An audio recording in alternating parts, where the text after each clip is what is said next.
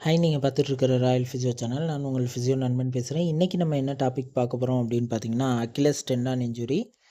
இந்த Achilles டெண்டான் injury அப்படின்றது எந்த ஏரியா அப்படின்னு பார்த்தீங்கன்னா, இந்த கண்டங்கால் அப்படின்னு சொல்லுவோம்ல, காஃப் மசில் ரீஜன், அதுக்கு கீழே வந்து பார்த்தீங்கன்னா, இந்த கீழே குதிகால் எலும்பு இருக்கும்ல, அந்த எலும்புக்கு பின்பக்கத்தில் வலி வந்ததுன்னா அது அக்கிலஸ் டெண்டான் இன்ஜுரி அப்படின்னு சொல்லுவோம். இமேஜில் பார்த்துருப்பீங்க.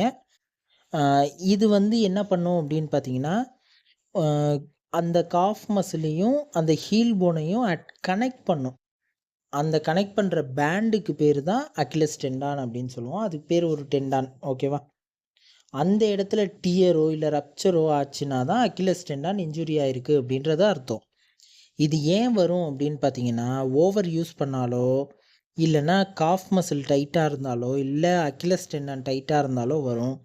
அதுவும் இல்லாமல் நீங்கள் வேகமாக திடீர்னு ஓடுறீங்கன்னா, உங்களோட ஃபிசிக்கல் ஆக்டிவிட்டீஸ் அதிகப்படுத்துனீங்கன்னா வரும். அப்படி இல்லைன்னா ஹை ஹீல்ஸ் போட்டால் வரும், லோ ஹீல்ஸ் போட்டால் வரும்.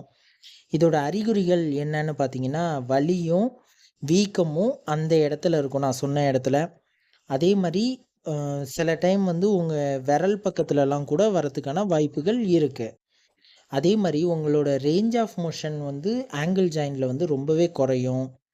ஒரு கிளிக்கிங் சவுண்ட் வந்து கேட்குறதுக்கான வாய்ப்புகள் அதிகமாகவே இருக்குது. அதே மாதிரி உங்களோட பாதத்தை வந்து தூக்க முடியாமலும் போகிறதுக்கான வாய்ப்புகள் இருக்குது. இதுக்கான ட்ரீட்மெண்ட் என்ன அப்படின்னு பார்த்தீங்கன்னா, ஐஸ் பேக் கொடுக்கலாம் ஒரு 10லேருந்து 15 முறை. அப்படி இல்லைன்னா காலை வந்து எலிவேட் பண்ணி வைக்கலாம் வீக்கம் வராமல் இருக்கிறதுக்காக. அப்புறம் பெல்ட்டு போடலாம். அப்படி இல்லை அப்படின்னா மாவு கட்டு போடலாம். எப்போ நம்ம எக்ஸசைஸுமே பண்ணலாம். ஆனால் எப்போ நம்ம எக்ஸசைஸ் பண்ணலாம் அப்படின்னு பார்த்தீங்கன்னா, 6 வாரம் கழிச்சு ஜென்டிலாக நம்ம ஸ்டார்ட் பண்ணணும்.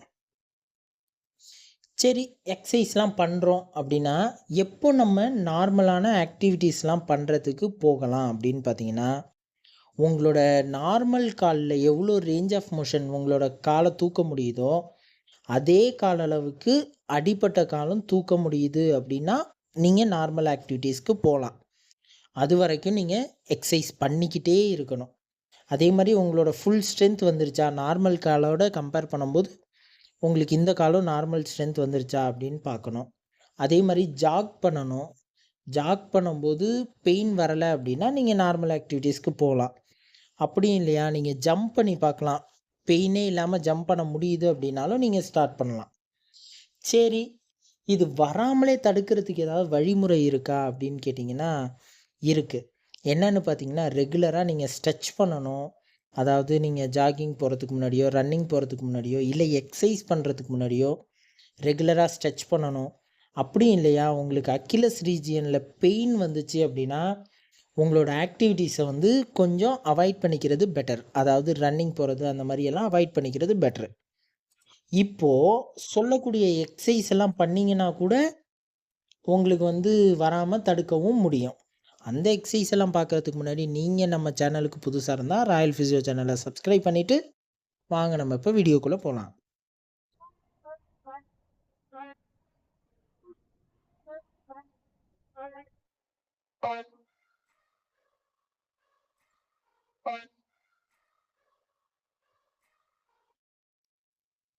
ஃபஸ்ட்டு எக்ஸசைஸ் என்னென்னா டவல் ஸ்ட்ரெச் எக்ஸசைஸ்.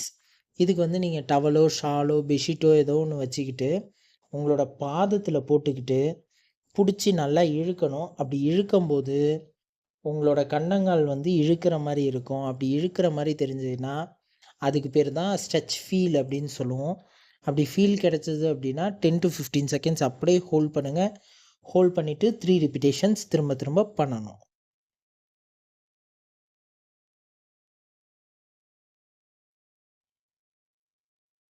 அடுத்த எக்ஸசைஸ் என்னென்னா காஃப் ஸ்ட்ரெச் எக்ஸசைஸ் தான். ஸ்டாண்டிங்கில் பண்ணணும்.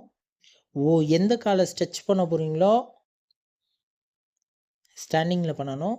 ஒரு காலை முன்னாடி வச்சுக்கிட்டு ஒரு காலை பின்னாடி வச்சுக்கிட்டு நீங்கள் செவுத்து பக்கத்தில் நின்றுட்டு ஒரு காலை வந்து முட்டியில், அந்த முன்னாடி வச்சுருக்க காலோட முட்டியில் ஃபுல் வெயிட்டை கொடுத்து பின்னாடி இருக்குல்ல அந்த காலோட அந்த குதிகால் வந்து தூக்கக்கூடாது. அப்போ தான் அந்த காலில் வந்து ஸ்ட்ரெச் ஆகுற மாதிரி ஃபீல் கிடைக்கும், இழுக்கிற மாதிரி தெரியும்.